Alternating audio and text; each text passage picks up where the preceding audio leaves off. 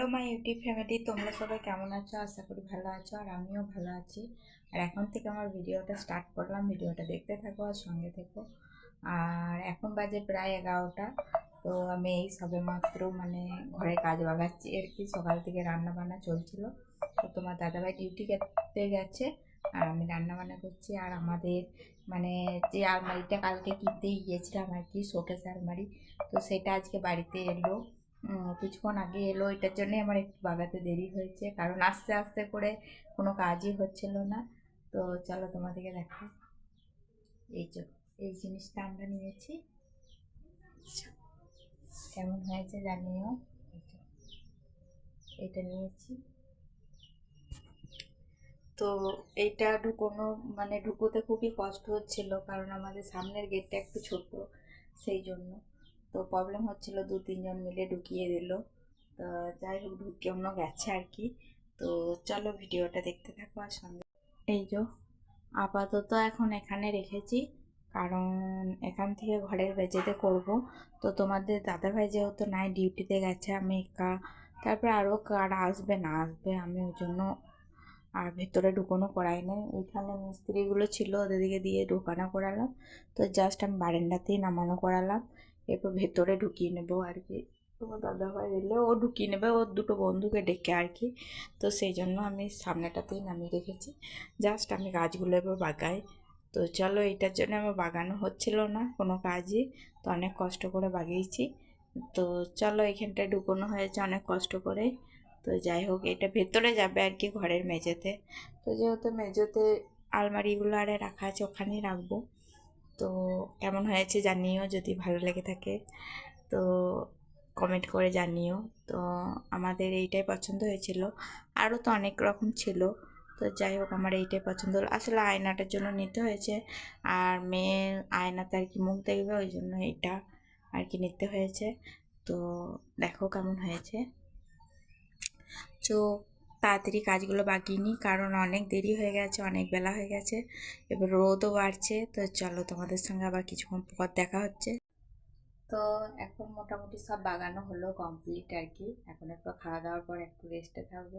তো খাইনি এখনও, 1:30টা বেজে গেল বাগাতে বাগাতে। তো মেয়েটা কেমন করছে, এই সবে মাত্র আমি জামা প্যান্টগুলো কেচে মিললাম আর স্নান করলাম। এই দুটো কাজ লাস্টে করে আর কি বসলাম, একটু বসে তোমাদের সঙ্গে একটু কথা শেয়ার করছি। তো তারপরে ভাবলাম খাওয়া দাওয়া করবো। আর খেতে আমি একা, কারণ মেয়ে গেছে স্কুলে আর ওর বাবা গেছে ডিউটিতে।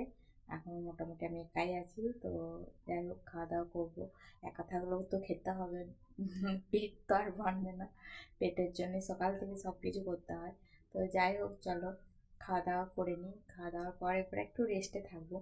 তো আর এই যে আমার আলমারি আছে আমার পাশে। আসলে এটা ওর ঠিকানা এখনো লাগানো হয়নি, ওর ঠিকানায় ওকে সন্ধ্যেবেলায় লাগবে, তোমার দাদাভাই এসে পড়ে। কারণ আমি যেহেতু একা আছি বাড়িতে, তো আমি তো পারবো না এটা সমস্যা সমাধান করতে। তার জন্য হাত দিইনি আমি।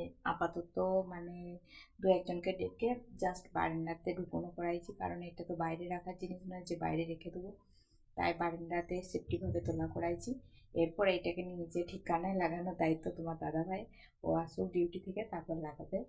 তো চলো, তোমাদের সঙ্গে পরে আবার কথা বলছি, খাওয়া দাওয়া করে নিয়ে এরপর। যেহেতু নতুন শোকেস আলমারি এসছে, তাই আগেকার পুরোনো আলমারি থেকে সব জিনিসপত্র বার করছি। আর দেখো, খাটে ভর্তি হয়ে গেছে পুরো খাটটা, দেখো কত জিনিস। তো ওইটুকু ছোট্ট আমার শোকেসই বটে, বড় আলমারি নয়। তো সেইখানে এত জামা কাপড় সব আমি ঢুকিয়ে রেখেছিলাম, এরকম করে গুছিয়ে গুছিয়ে রাখি বলে থাকে সব কিছু, নাহলে থাকতো না। কত কি বেরোচ্ছে, আর ওগুলোকে চারে বেড়াচ্ছে আমার মেয়ে। এই যে দেখো, চাবি রিং পেয়েছে, ওইটাকে নিয়ে নেচে বেড়াচ্ছে, কি সুন্দর চাবি রিং, কি সুন্দর চাবি রিং করে এই আলমারিতে রাখবো, ওই নতুনটাতে দেবো করছে। আর দেখো, ওই জামা কাপড় কত বেরিয়েছে, আর আলমারিটা পুরো ফাঁকা হয়ে যাচ্ছে। একবার দেখুন, বলো আর একবার চাবি রিং। আই দেখো একটা চাবি রিং, আই দেখো একটা চাবি রিং, এই যে কত চাবি রিং রয়েছে। এই দেখো আবার একটা থাকে। তো আমি এই যে বার করছি, আর ওইগুলো নিচ্ছে আর কি। কত জিনিস বেরিয়েছে আর কি, এত জিনিস তো একসঙ্গে কোনোদিন বার করি না। আর এই যে আমাদের আগেকার শোকেস ফাঁকা করে দিলাম। তো বাবা এসে সরাসরি করবে, আমি তো পারবো না সরাসরি করতে, তো বাবা এসে করবে। আর এইগুলো দেখো পুরো ফাঁকা করে দিয়েছি, কাচের জিনিস ভরা ছিল উপরেরটায়, ওটাও ফাঁকা করে দিয়েছি, সব ফাঁকা করে দিয়েছি। আর বাকি আছে টিভিটা। আর টিভিটা বাকি আছে, টিভিটা তো আমরা পারবো না, ওর বাবা করবে ওটা। হ্যাঁ, সেট টপ বক্স আনা যায় নাকি তোকে?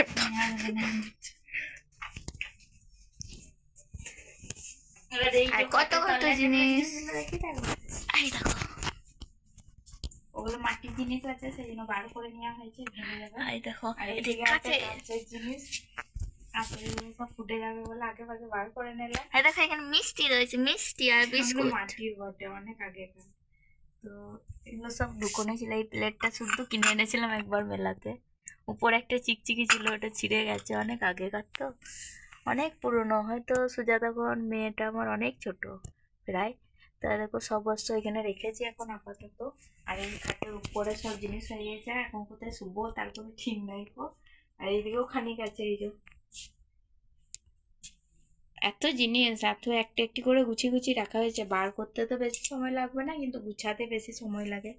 তো আবার গুছাবো। তো চলো, এখন এটা ফাঁকা হয়ে গেছে, আর নতুনটা বাইরে আছে। নতুনটা তো এনেছি, যখন দেখাইছি। এখন এটা আমি ফাঁকা থাকবে এরপর। আর দেখে এরপর ছড়ানো হবে ওই সাইডে, তারপর আবার ইয়ে হবে। শুধু উপরে গুলো একটু নামিয়ে দিবি, উপরে কটা জিনিস আছে ওগুলো একটু নামিয়ে দেবে মেয়েটা। অন্য পারবি না, চেয়ার নিয়ে উঠে করতে পারবে পা, নাও ধরো। ফুটে যাবে, কাঁচের মাটির জিনিস আছে।